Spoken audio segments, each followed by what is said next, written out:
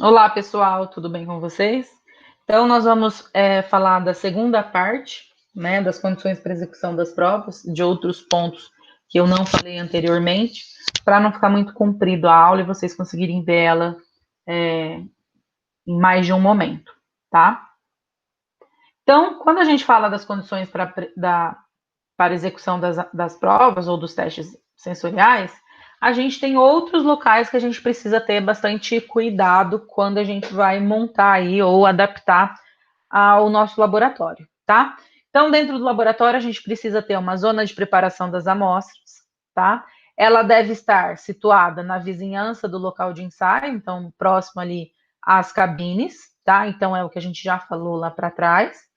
Ela precisa ser bem ventilada, de forma que eu consigo retirar os odores estranhos e resultantes da preparação das amostras. Então, eu posso ter até mesmo janelas teladas, né, de acordo com a legislação, e inclusive exaustores. Se eu vou fazer fritura, eu preciso.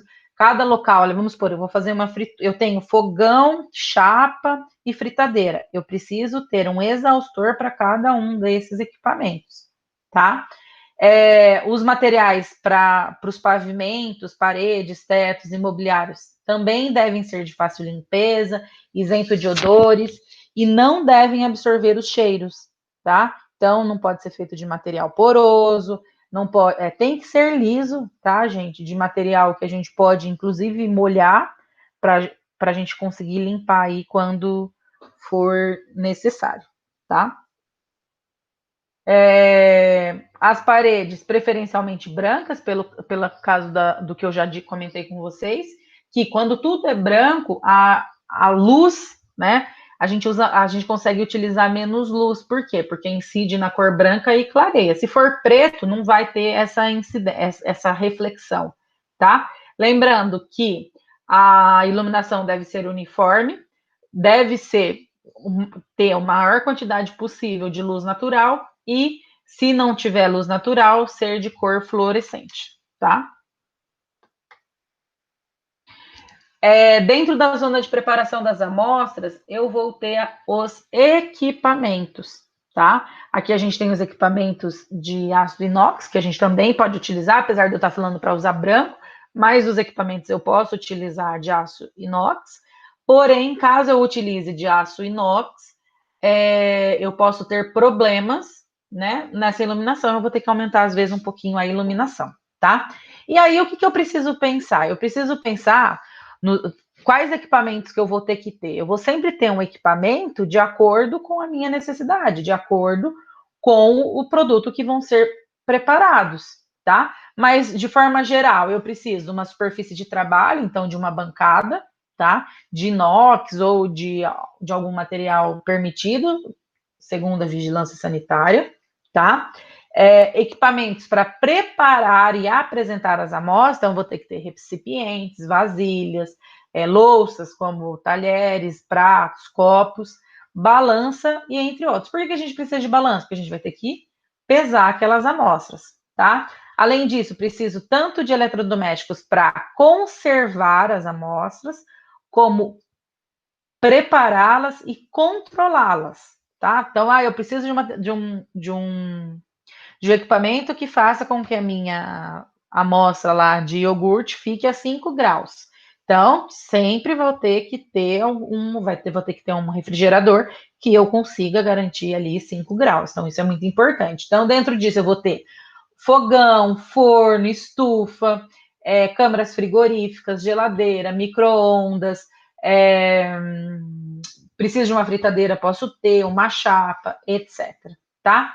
Além disso, preciso de equipamentos de limpeza, tá? Sempre lembrando que eles precisam ser de acordo com o que a vigilância sanitária permite, porque vocês vão estar manipulando alimentos, tá? Por mais que vocês não vão estar ali vendendo alimento, mas sempre que eu estou manipulando alimento, eu tenho que seguir as regras da vigilância, tá?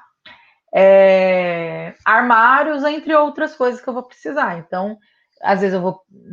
Nesse caso aqui, eu não preciso de um computador, mas no gabinete administrativo, por exemplo, eu preciso. Então, depende do que eu vou precisar ali naquele momento. Não, mas eu preciso de um computador porque eu já vou adicionando ali as informações. Tudo bem, você pode ter. Então, tudo aquilo que você precisa para garantir, preparar suas amostras, você precisa adquirir, tá? Lembrando que esses equipamentos não podem absorver odor, tem que ser de cor clara ou aço inox, tá? Então, isso é muito importante. Outra coisa muito importante é que os recipientes, então, as vasilhas e etc., elas precisam ser fabricadas em materiais inertes que não transmitam qualquer odor ou sabor ao alimento, tá? Por exemplo, tem algumas vasilhas, né, com tampa, alguns potes, que eles são feitos com um material muito barato. E aí, quando você compra, vocês podem observar que na hora que vocês abrem, ele já tem um cheiro ruim, um cheiro forte. E isso não é o adequado para os nossos produtos, tá? No caso aqui, no caso da análise sensorial. Por quê? Porque pode interferir no meu sabor. E sempre utilizar esses recipientes, né? De materiais que não tenham contaminação e que evitem tanto contaminação como adulteração. A minha dica, né, no caso de um laboratório de análise sensorial, que vocês vão armazenar amostras e tudo mais, é utilizar recipientes de vidro, tá? É a melhor opção. Eu sei que é mais caro, mas é a melhor opção, tá? Porque ele não absorve odor, ele conserva melhor, entre outras coisas. A gente pode até falar do exemplo da Coca-Cola, né? A Coca-Cola em lata, a Coca-Cola em plástico, a Coca-Cola em vidro é a mesma Coca-Cola, sai do mesmo equipamento, é feito tudo igual. Só que elas só são embaladas em produtos diferentes. E qual que é a melhor? A de vidro, né? Ela tem, não é que ela é diferente, ela tem um sabor melhor, ela conserva melhor o gás, ela tem características diferentes da de plástico e da de metal. Tudo bem? Aí nós vamos ter o gabinete administrativo. Então, quando eu falo do gabinete administrativo, é uma sala, né, para a gente colocar aí e fazer os nossos planejamentos, que vai ser destinado à parte administrativa, relacionado à análise sensorial, tá? Esse local deve estar próximo ao local de ensaio, tá? Pode acontecer, gente, não é obrigatório, né, ter a salinha administrativa, mas pode acontecer da pessoa que faz essa análise ser mesmo a pessoa que é responsável pelo controle de qualidade. Ela já tem uma outra sala, então não precisaria ter uma nova sala. Mas, se são pessoas diferentes, seria interessante a pessoa que fica só na análise sensorial ter o seu local ali apropriado, tá? Esse local deve ter um espaço suficiente para eu ter uma mesa, ter um computador, conseguir planificar as minhas análises. O que é planificar? Colocar numa planilha, tá? Elaborar os formulários, avaliar os resultados, construir e redigir relatórios e, quando necessário, receber clientes ou provadores, tá? E ele deve ser um local equipado com equipamentos de escritório, então, computador, pastas, folhas, canetas, caderno, material de escritório, além de arquivos, biblioteca, né, ter livros relacionados, a parte de comunicação e a parte de informática.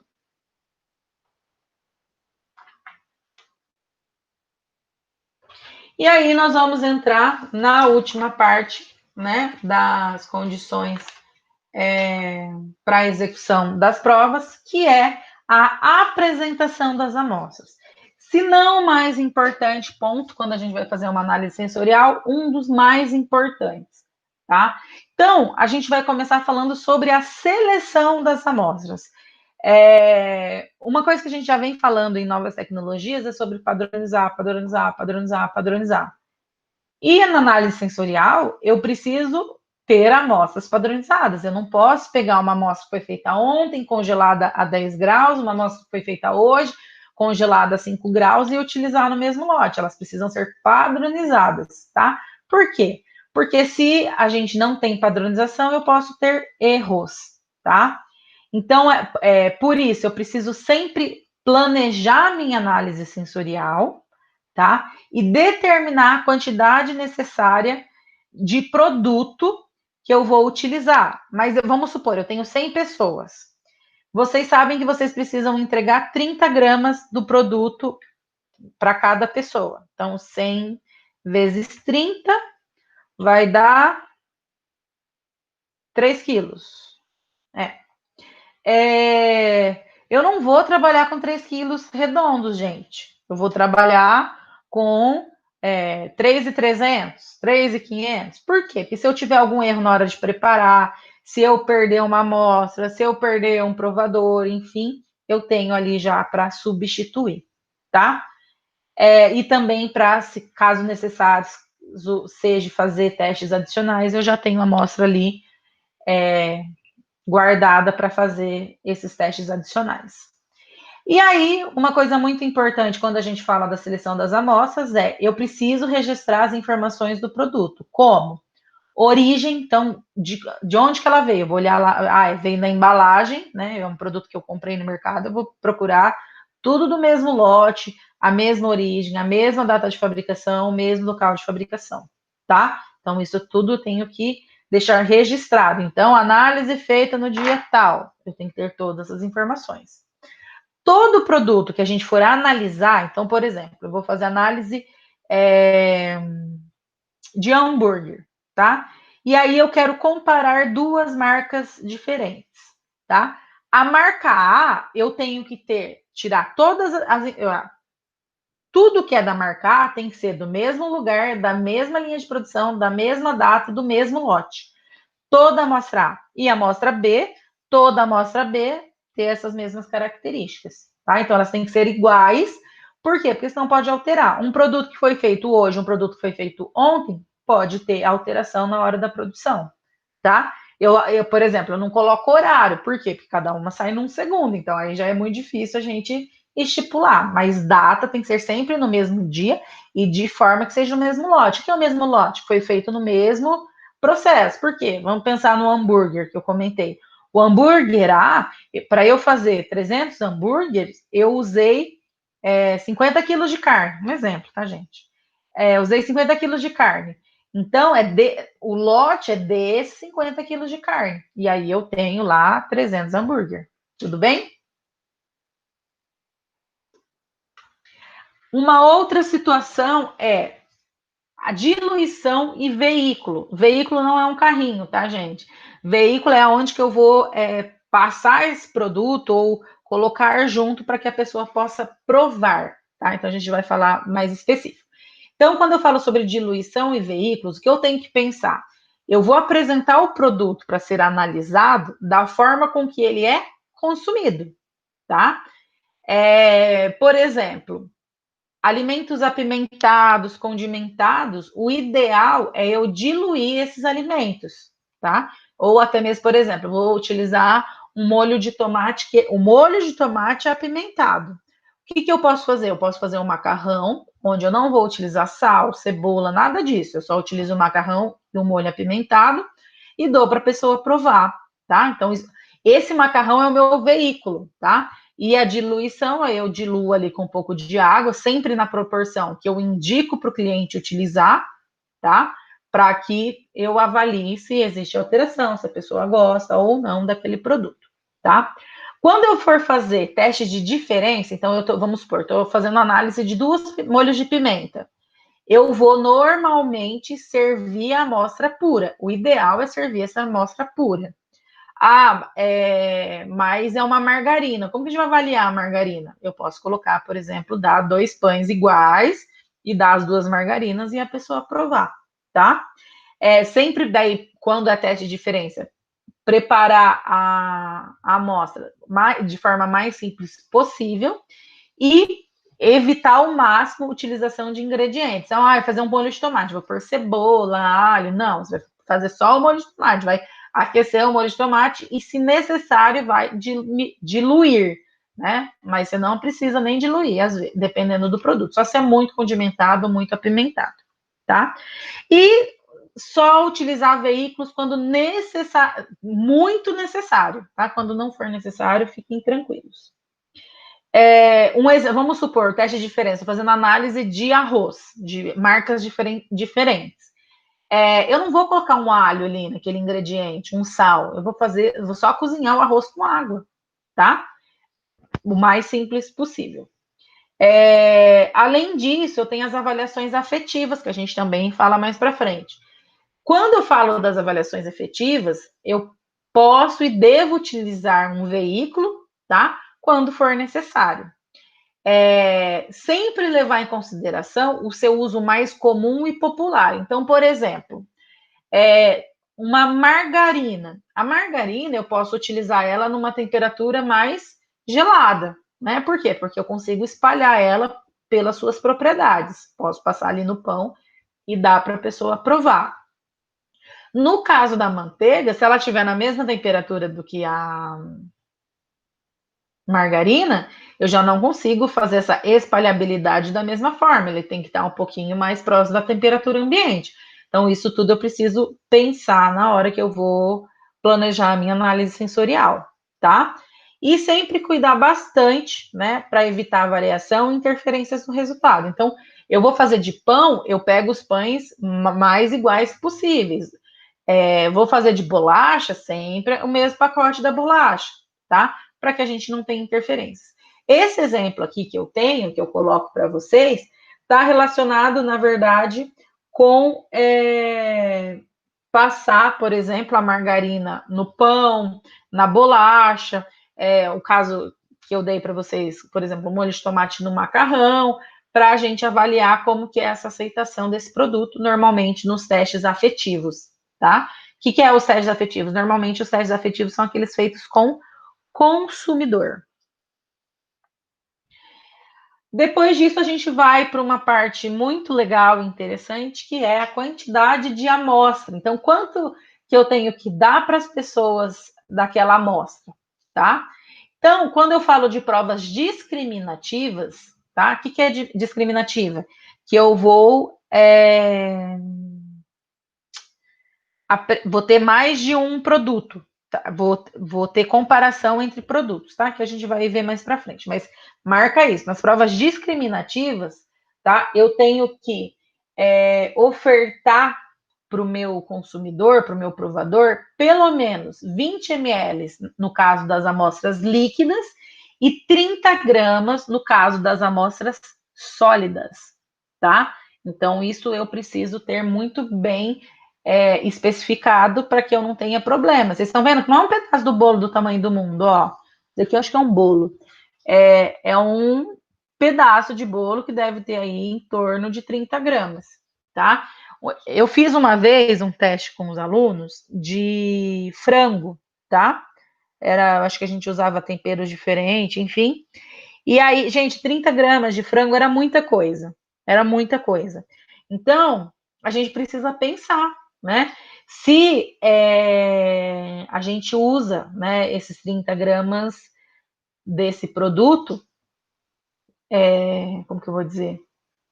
Mesmo, às vezes eu posso utilizar um pouquinho menos, às vezes eu preciso utilizar um pouco mais. Por quê? Porque é a mesma coisa eu pesar chumbo e pena. Se eu peso 1 quilo de chumbo, eu vou ter ali pouquinho, em um espaço pequeno para colocar esse 1 quilo de chumbo. Agora, se eu tenho que pesar 1 quilo de pena, eu vou precisar de muito espaço para pôr 1 quilo de pena, tá? Então, isso também pode interferir. Então, por isso que é interessante a gente fazer essa visualização. Uma outra coisa, vocês estão vendo aqui em cima que tem um exemplo de 2 bolachas waffle? Vocês estão vendo que a bolacha provavelmente tem mais de 30 gramas, tá? Só que eu não vou cortar daí a bolacha no meio. Eu vou dar a bolacha inteira, tá? Isso é uma coisa que a gente pode pensar. É uma bolacha recheada, vou cortar no meio? Não, gente, dá a bolacha inteira para a pessoa, tá? Então, isso são as coisas que a gente precisa cuidar. Nos testes afetivos, tá? Eu posso aí utilizar 30 ml e 50 gramas, mas sempre dependendo do produto, mas tentar trabalhar com o mínimo, 20 ml para amostra líquida e 30 gramas para amostra sólida, tá? Tanto nas provas descritivas como nas afetivas. E aí a gente entra numa parte, gente, que aqui eu até brinco que normalmente eu faço uma pergunta nas provas e muita gente erra, né? E eu espero do fundo do meu coração que vocês não erram. Tem sala que erra todo mundo e eu explico, bato em cima, peço para anotar e na hora da prova o pessoal erra, infelizmente. Que é, qual que é a temperatura que eu vou apresentar as minhas amostras? Eu apresento as amostras sempre na temperatura normal de consumo. E a temperatura normal de consumo não é temperatura ambiente. Vai ser temperatura ambiente quando eu falo de frutas, doces, produtos de pastelaria e panificação, tá? Por quê? Porque a gente consome esses produtos normalmente em temperatura ambiente. Então, bolachinhas, biscoitos, pão, a gente utiliza ele em temperatura ambiente, tá? Por isso que daí, nesse caso, temperatura ambiente. Mas uma coisa que eu tenho que entender, se eu não estou especificando qual é o produto, eu tenho que entender que é na temperatura normal de consumo, tá? No caso de verduras, carnes cozidas, assadas ou fritas, elas devem ser aquecidas até 80 graus e depois ser deixadas em banho-maria a uma temperatura constante de 60 graus Celsius. Lembra que eu mostrei aquele banho-maria lá nas fotos na aula anterior? Muitas vezes eu tenho banho-maria para isso, tá? Então, isso é uma situação que pode acontecer. Bebidas quentes, como chocolate quente, café, entre outros, eu sirvo essas amostras numa temperatura de 60 a 66 graus, tá? Bebidas que são tomadas frescas, como por exemplo, refresco, sucos de fruta, refrigerante, leite, própria água, tá? Eu vou servir essas amostras numa temperatura de 4 a 10 graus, que é a temperatura normalmente de geladeira, tá? Quando for gelados, como sorvetes ou sobremesas geladas, que são congeladas, tá? O que eu faço? Eu retiro essas amostras 5 minutos antes do congelador e coloco elas no refrigerador, tá? Até eu começar ali a prova e entregar esses alimentos para o meu provador. Então, isso é muito importante, por quê? Porque daí ele vai sair daquela característica de congelado e a gente já vai conseguir sentir essas informações, tá? Sentir o sabor, o odor e tudo mais. Sempre verificar a temperatura das amostras após serem distribuídas nos recipientes. Então, eu distribuí as amostras no recipiente, tá? E aí eu vou servir para a pessoa lá, ela já está sentada na cabine. Eu preciso ter certeza que está na temperatura ideal, tá? Então, isso é muito importante. Eu vou fazer a análise de uma carne assada, tá? O que muita gente faz? Ela já corta tudo a carne, põe nos potinhos, nos pratinhos, e aí depois ela volta para o forno, enfim, para secar, para esquentar essa carne de novo. Tomem cuidado com isso. Por quê? Porque provavelmente vai ressecar a sua amostra, tá? Então, a gente só vai cortar as amostras próximo do momento de servir elas para as pessoas, tá? Sempre tomar cuidado com amostras que precisam ir para fornos ou sistema de aquecimento, tá? Por quê? Porque elas podem ressecar a amostra. E quando for teste de diferença ou descritivo, que são que a gente vai falar mais para frente, a temperatura, tá? Ela pode ser modificada e a gente pode trabalhar com uma temperatura de 20 a 40 graus Celsius, tá? Ah, mas era 10 graus. Eu posso trabalhar de 20 a 40 graus Celsius. Por quê? Porque eu consigo daí ter uma percepção tanto do gosto mais intensa, tá? E aí eu consigo avaliar ela melhor, tá? Mas isso normalmente é só em casos de testes descritivos que são com provadores treinados e que a temperatura não vai interferir tanto no meu resultado. Tudo bem? Depois disso, a gente tem o horário das provas. O que é o horário das provas? É quando que eu vou fazer essa análise acontecer. Que horas que essa análise sensorial vai acontecer, tá? Então, eu não vou fazer análise sensorial nas 2 horas próximas ao horário do almoço, tá? Depois do almoço, então, eu fiz o almoço 1 hora. Até as 3 horas da tarde, a pessoa não pode fazer o teste sensorial, tá? O horário ideal para realizar as análises sensoriais é entre as 10 horas da manhã e a hora do almoço, ou no fim da tarde, tá? Não é lá 6 horas da tarde na hora que a pessoa está saindo. 4h30, 5 horas é um horário bacana para a gente fazer a análise sensorial, tá? Lembrando que a hora para a realização das provas, a melhor hora vai sempre variar de provador para provador, tá? Dependendo do seu ritmo biológico. Então, no caso da indústria de alimentos, nós temos situações onde as pessoas, elas fazem a análise, né? Elas começam a trabalhar, desculpa, 5 horas da manhã, por exemplo, no frigorífico, às 5 horas da manhã já tem muita gente lá, tá? Então eu não preciso esperar até 10 horas da manhã para fazer. Com essas pessoas, 8 horas da manhã, eu posso fazer análise sensorial tranquilamente, tá? Então sempre vai depender dessas situações também. Mas, de forma geral, sempre entre 10 e a hora do almoço ou no final da tarde, tá? A melhor hora vai ser sempre aquela em que o provador está mais acordado e as suas capacidades mentais estão no máximo, tá? Então não pode ser no final da tarde, porque ele já está no final da tarde, no fim do expediente, né? Não no fim da tarde. Mas por quê? Porque ele já vai estar esgotado, já vai estar cansado, tá? E uma coisa muito importante, eu faço análise sensorial com um grupo de 10 pessoas às 3 horas da tarde, eu vou sempre fazer às 3 horas da tarde, tá? Por quê? Porque pode ser que outros horários interfiram para eles. E sempre pensar, quando o horário é muito cedo, 8 horas da manhã, a pessoa acabou de chegar no trabalho, não é o ideal fazer análise de alimentos condimentados e picantes, para a grande maioria das pessoas, tá? Tem gente que às vezes fala assim, você bebe refrigerante de manhã? Super bebe, para mim tá super tranquilo. Tem gente que não consegue, tá? E se for muito tarde, pode haver falta de motivação aí para os provadores também. Então, sempre tentar aí fazer no meio termo, tá? Sempre evitar as segundas e sextas-feiras, tá? Porque sexta-feira o povo já está estressado, quer sair logo, quer ir para casa, descansar, ver a família. Segunda-feira ele vem cansado do final de semana, que muitas vezes foi agitado, e aí na segunda-feira normalmente tem muita coisa para resolver.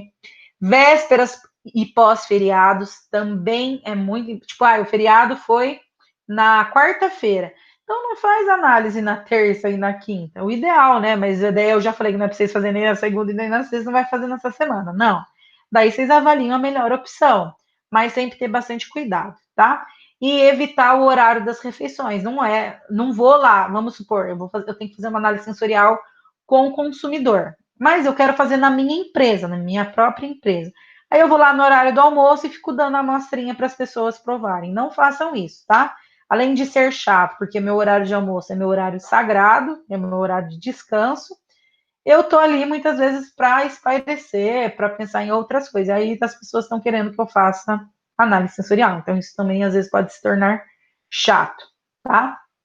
O ideal é sempre fazer análise sensorial entre as refeições, para que nem a fome e nem a ausência da fome alterem o resultado da minha análise sensorial, tá? Então, isso é muito importante quando a gente fala da apresentação das amostras. Por quê? Porque isso pode interferir para muitas pessoas. E mesmo que para mim não interfira, para outras pessoas pode interferir, tudo bem? Porque quando você está com muita fome, tudo a gente gosta. Um exemplo, quando a gente vai no mercado e está com fome, a gente compra o mercado inteiro. Uma coisa que era para a gente gastar R$ 100, a gente gasta 300, né? Ou isso acontece comigo? Acho que não. Né? Então, é muito importante a gente pensar aí, quando a gente fala da análise sensorial, né? Pensar e fazer ela da melhor forma possível, planejar, não fazer na loucura, nem nas coxas, né? Feita de qualquer jeito. Tudo bem? Depois disso, a gente tem que pensar número de amostras. Qual que é o número ideal de amostras? Vai depender, gente, tá? E aí, eu preciso sempre considerar a fadiga, a saturação. Por quê? Porque se é um produto muito apimentado, condimentado, muito doce, não dá para eu trabalhar com 10 amostras, tá? Então, isso eu preciso pensar. Então, sempre vai depender do tipo do produto, do número de características que serão avaliadas, do tipo do teste, da experiência da equipe e da motivação da equipe. Eu tenho uma equipe muito desmotivada, não dá para eu colocar 10 testes, eu vou colocar 2, tá? Então, isso eu preciso pensar. O número de análises e o planejamento experimental podem afetar a análise estatística. Então, se eu tenho muita análise, eu posso ter um resultado aí muito complexo para fazer análise estatística, tudo bem? E aí, o que eu tenho que pensar? Quanto mais números de atributos, o que é atributo? Cor, sabor, odor, textura, maciez, dureza. Quanto mais números de atributos, menor deve ser o número de amostras, tá? Então, só para vocês terem ideias, se eu tiver 6 atributos, eu vou utilizar no máximo 7 amostras, tá? Por quê? Porque pensa, 6 vezes 7 vão dar 42 vezes a análise. Então, praticamente 42 análises. Gente, é cansativo, tá? Então, por isso que não é bom a gente sair correndo aí e fazer muita análise, tá? Então, eu tenho de 6 a 7 atributos, no máximo 7 amostras, tá? Esse é o máximo absoluto. E uma coisa muito, muito importante, interessante, aqui, ó, que tá escrito, ó, para equipes treinadas, tá? Então, para equipes treinadas, atenção a isso, tá? Por quê? Porque se não é uma equipe treinada, gente, eu posso fazer 6 atributos, mas eu vou fazer daí uma amostra só, tá? Então, isso eu preciso, por isso eu falo que a gente tem que planejar bastante quando eu vou falar da análise sensorial. Quando é análise visual, eu só vou visualizar cor, avaliar visualmente, eu posso utilizar tranquilamente 30 amostras, tá? Que não vai me gerar aí problemas de fadiga mental. Até 30 amostras é tranquilo. Depois disso já começa a ficar mais complexo, tá? E aí a gente tem a forma como o provador vai receber as amostras, tá? Então a gente tem os blocos completos, tá? Que o provador ele recebe de uma vez toda as amostras. Então eu tenho, vamos supor, eu tenho 7 amostras, eu dou as 7 amostras, ele faz a análise das 7 amostras, tá? Ou os blocos incompletos, que vão ser o quê? Eu apresento uma amostra, apresentar uma amostra, não, desculpa. Posso apresentar uma amostra só ou eu posso apresentar um conjunto de amostras. Apresento de 3 em 3 amostras, tá? Por sessão, então vai ter uma sessão. Fiz as 3 amostras, terminei, aviso, pego mais 3, terminei, aviso, pego mais 3 e assim por diante, tá? Até receber todas as amostras. Além disso, eu tenho as apresentações monádicas e as apresentações em blocos completos. Quando eu falo de blocos complexos, é igual, a apresentação em blocos completos é igual aos blocos completos que eu acabei de explicar. Eu apresento todas as amostras juntas, tá? Aqui, nesse caso, a gente tem um alto efeito comparativo, tá? E é muito importante isso, gente, eu falar para o provador que ele sempre tem que provar da esquerda para a direita, tá? No caso das apresentações em blocos completos. Quando eu falo da apresentação monádica, o nome já diz, é mono, né? Mono vem de um. Então, eu entrego uma amostra, o provador prova a amostra, avalia, finalizo, retiro a amostra. Apresento outra amostra, ele avalia, finaliza, eu retiro a amostra. Então, é uma por vez, tá? Nesse caso, a gente evita as comparações diretamente. Vai ter uma certa comparação, mas não é direta. Eu não pego as duas amostras e provo e falo, não, eu provo assim, mas aquela lá era de tal jeito. Então, pode ter uma comparação, mas é bem menor, tá? E eu utilizo essa apresentação monádica, é recomendado também, quando eu vou fazer teste com o consumidor e eu tenho mais de uma amostra. Tá? Então, isso é bem legal também. Por exemplo, fazer um teste afetivo com o consumidor, eu dou uma amostra, ele prova, ele finaliza, me entrega a ficha, o que ele fez, eu retiro, coloco outro, tá? Até finalizar aí as amostras que ele precisaria provar. Tudo bem? Alguma dúvida? Se tiver dúvida, gente, lembra que vocês podem perguntar, tá bom? Depois disso, eu tenho as amostras de referência, tá? O que é a amostra de referência? A gente tem um teste que eu vou falar nas análises discriminativas que chama Duotril. No teste Duotril, eu falo, ó, essa é a minha amostra de referência. Qual amostra que é igual a de referência? E aí a pessoa vai comparar. Nesse caso, eu quero que compare, tá? Eu vou sempre incluir a amostra de referência, sempre que possível, tá? Eu posso fazer a amostra de referência, colocar ela, mas não falar que ela é a minha amostra de referência, tá?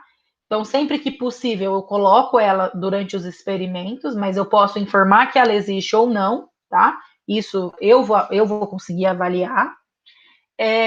Auxilia a equipe, tá? E diminui a variação dos julgamentos quando eu faço análise com amostra de referência, tá? Normalmente é bem menor os erros e os desvios padrões. Sempre que eu utilizo a amostra de referência, eu tenho que utilizar a mesma amostra de referência para todo mundo, tá? Uma amostra de referência, ela pode ser incluída como uma amostra codificada, como eu comentei. Então, por exemplo, aqui, ó, nesses 3 casos, nesse primeiro caso aqui, eu tenho 3 amostras, tá? Então, eu tenho a 624, 193 e a amostra de referência, tudo bem? Então, nesse caso aqui, eu estou falando que essa amostra aqui é de referência, mas vamos supor que essa fosse a A, essa fosse a B, a letra muito bonita, e essa fosse a A. E eu vou pedir para a pessoa falar qual é a igual a A, ou a igual a referência. Não vou falar qual que é A, eu vou falar que é referência, tá? E aí o objetivo é sempre coincidir a amostra, né, referência, com as amostras codificadas. Tudo bem? E aí aqui a gente tem um outro exemplo, que daí eu já tenho 4 amostras, mas eu tenho uma amostra de referência, tá? Então eu falo, ó, essa é a minha amostra de referência. Qual que é a mais parecida? Se a gente for avaliar por cor, talvez a 493 e a 294 fiquem melhores. A 761 já é bem diferente. Então, isso tudo eu consigo avaliar. Tá? Isso eu só estou falando pela cor, a gente poderia falar de outras coisas. Sabor, odor, doçura e tudo mais, tá? Por exemplo, se fosse um produto que eu estou alterando o açúcar cristal por açúcar magro, né? Que é um açúcar, enfim, um açúcar, um adoçante.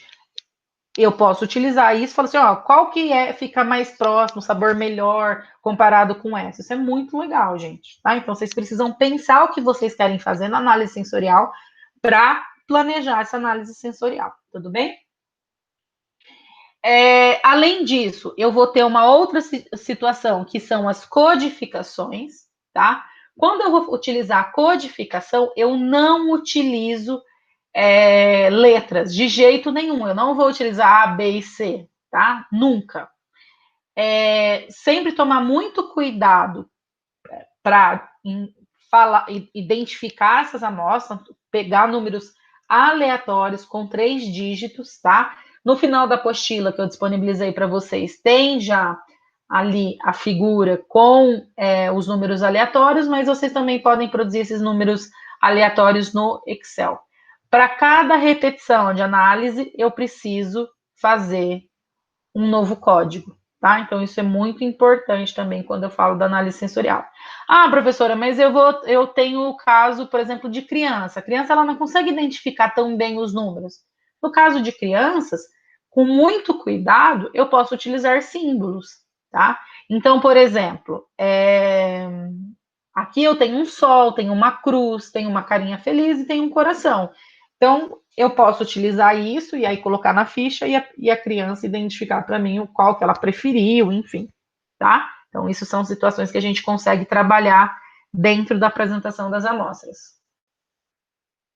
Além disso, a gente tem a ordem da apresentação das amostras. Além de, eu tenho que saber como codificar, entender o que é amostra de referência, entender a quantidade do número de amostras, eu também preciso apresentar essas amostras de forma aleatória, tá?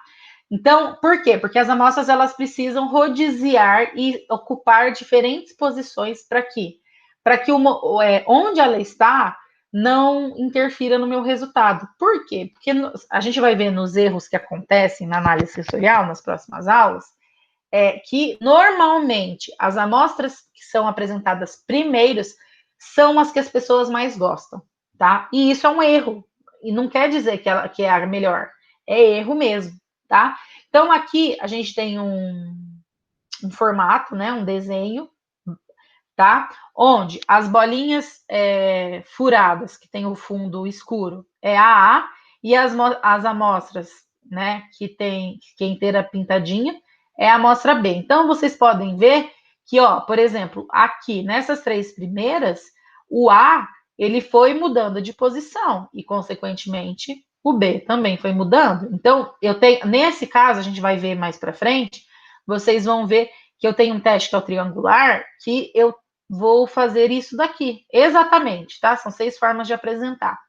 E nesse caso, primeiro, eu tenho uma amostra A e duas B, tá? E a pessoa tem que me falar qual é a diferente. E aqui já tenho o contrário, eu tenho duas amostras A e uma amostra B, e a pessoa vai ter que me falar qual que é a diferente. Então, isso é uma situação que a gente pode aleatorizar os resultados, tá? Para a gente conseguir aí ter um resultado ideal e adequado para a gente minimizar os erros, os problemas. Então, vocês podem ver aqui, ó, que as pessoas estão organizando a análise, né, para apresentar o produto, tá vendo aqui, ó, de forma sempre diferente de uma amostra para outra, tudo bem? E aí a gente tem, acho que é o penúltimo item dentro da apresentação das amostras, a gente vai ter os utensílios, né? Então, quando eu falo de utensílio, é tudo aquilo que eu vou apresentar à amostra. Então, os utensílios devem sempre estar limpos, sem odor e sem sabor. Então, eles não podem ter sabor, eles não podem ter odor. De preferência, isentos de cor ou brancos, tá? E se for de material que eu reuso, tá? Precisa ser de vidro ou porcelana vitrificada, tá? Esse é o material ideal. Se for descartáveis, eu preciso testar e avaliar se esses produtos não estão alterando o meu resultado. Tudo bem? Se não está interferindo, não está dando odor, sabor, enfim. Tem que ter um formato de fácil limpeza, tá? Então, não pode ser cheio de ranhura, esses que a gente precisa lavar, né? Porque descartável usou, a gente joga fora. Não pode ter ranhura, vários desenhinhos, enfim, tem que ser liso, tá? Para que seja de fácil limpeza, que não acumule sujeira. Por exemplo, um garfo, tem aqueles garfos que tem a capa de madeira ali, onde a gente segura é de madeira. Ele vai juntando com o tempo uma sujeirinha ali bem onde faz o encontro do inox com a madeira. Então não é ideal. O ideal é fazer igual esse garfo aqui embaixo, tá? Que não tem esse cabo e aí normalmente não vai gerar nenhum problema, tá? Uma coisa que já aconteceu várias vezes quando eu vou dar essa aula, né? Os alunos, vocês precisam comprar daí material descartável, os copinhos, pratos. Aí os alunos falam, eu vou economizar. Aí me traz prato amarelo, rosa, verde, azul. E aí, para cada provador, ele dá de uma cor. Tem que tomar muito cuidado, tá, gente? Por quê? Porque essas características, elas podem interferir ou camuflar alguma coisa que eu não quero que camufle. Ah, mas eu quero que camufle. Tudo bem. Aí você pode usar, mas eu não quero que camufle. Tome muito cuidado, tá? Uma outra coisa, precisa ser de fácil codificação, tá? Então, isso é muito importante. Eu tenho que conseguir escrever ali na amostra. Por exemplo, hoje em dia, se a gente pegar o copinho de café descartável, eles têm ranhuras de forma vertical, né? Na vertical. Vocês não conseguem escrever naquele copinho. Ou você escreve no fundo dele, ou você cola um adesivo, tá? Que é o mais, na minha opinião, o mais indicado, tá? Ou vocês podem comprar, tentar achar. Tem alguns, mas é muito difícil de achar, tá? Que seja de outra forma. Sempre pensar que o produto, o utensílio que eu vou utilizar para apresentar essa amostra deve ser adequado ao tipo do produto e temperatura. Então, por exemplo, vou apresentar uma sopa, tá? A sopa tem que ficar em 60 graus. Eu vou dar em copinhos de plástico, gente? Não dá. Eu preciso colocar ou de isopor, naqueles de isopor descartável, ou utilizar de vidro ou de porcelana, tá? Então, sempre tomar esse cuidado. Depois, o utensílio, ele é lavável, né? Não é descartável. O que eu tenho que fazer? Eu tenho que lavar ele e só utilizar ele após 24 horas, tá? Outra coisa muito importante: o recipiente deve estar sempre limpo, livre de odor, colocado em bandeja, com guardanapo e talher quando necessário. Então, ó, se vocês olharem aqui, a gente tem o guardanapo, tem o talher, né? Sempre vai ter que conter uma bandeja, né? A amostra, a água. Ó, vamos lá então. A bandeja, o azul. A amostra, vocês estão vendo que em um pratinho a pessoa colocou 3 amostras, uma coisa que vocês podem fazer, tá? Então, 3 amostras. Ela marca, ainda delimita bem certinho, né? Para ficar mais fácil da pessoa identificar. 3 amostras. A água, tá? Então, tá aqui o copo com água. O questionário, e a ficha de avaliação. Aqui só não tem o lápis, não, tá aqui embaixo, embaixo da ficha de avaliação, tá? O lápis ou a caneta. E quando for um alimento que você sabe que a pessoa pode querer cuspir, você pode dar um copinho de plástico, tá? Mas é facultativo. Mas é interessante, às vezes, colocar, porque a pessoa, às vezes, quer cuspir e não consegue, e aí pode gerar problemas. Ela vai cuspir aonde? Vai cuspir em cima aí da bandeja, tá? Então, são situações que a gente precisa cuidar bastante. E aí, gente, usei tudo isso daqui, eu vou lavar, tá? No nosso laboratório, o povo acha que só porque não pôs a comida diretamente aqui na bandeja, eu não preciso lavar a bandeja. Precisa ser lavado. Ah, mas só tinha água, mas você vai lavar, tá? Vai lavar com água, detergente, vai enxaguar e vai deixar secando por 24 horas. Tudo bem? E aí, por último, a gente vai falar sobre a limpeza entre as amostras. Como assim, professora? Limpeza do quê? Limpeza das nossas papilas gustativas e cavidade buco-nasal, né? Então, sempre que a gente vai provar alimentos, é importante, né, a gente enxaguar a boca, né, com líquido entre as amostras, que normalmente é água, tá? E essa água tem que ser sempre a temperatura ambiente, tá? Então, isso tem que ficar muito claro para vocês, sempre temperatura ambiente. No caso de alimentos gordurosos, eu já posso ofertar uma água morna, um chá claro, morno, diluído, tá? Então, além dele ser claro, então você pensa num chá de camomila. Ah, é 1 litro para um sachê. Você vai fazer 2 litros para um sachê, para ficar bem diluído, tá? Água com limão ou até mesmo fatia de maçã, tá? Além disso, alimentos que têm um sabor, um odor muito forte, eu posso utilizar bolacha de água e sal ou o pão para remover esses sabores residuais, tá? São situações que a gente precisa aí ter todo o cuidado, todo o planejamento para na hora de eu fazer análise, esqueci disso, não existe esquecer, tá? Por isso que a gente precisa sempre planejar. E se Deus permitir, em outubro a gente vai estar juntos no colégio, e aí a gente vai fazer essas análises sensoriais e vocês vão ter que planejar e levar tudo isso que a gente comentou na aula de hoje para a gente fazer análise, tá? Gente, quando eu falo da limpeza entre as amostras, não é pegar a água e ficar gargarejando, tá? Você até pode fazer um gargarejo, mas não é para ficar fazendo isso, é para você beber um pouco dessa água para dar uma limpada, né, nas suas papilas gustativas, para que você possa fazer a outra análise e não interfira nos seus resultados. Tudo bem? Espero que vocês tenham gostado da aula de hoje, né? Fiz com muito carinho. Qualquer dúvida, é só mandar aqui embaixo ou lá no Classroom. Espero vocês para as próximas aulas. Até logo.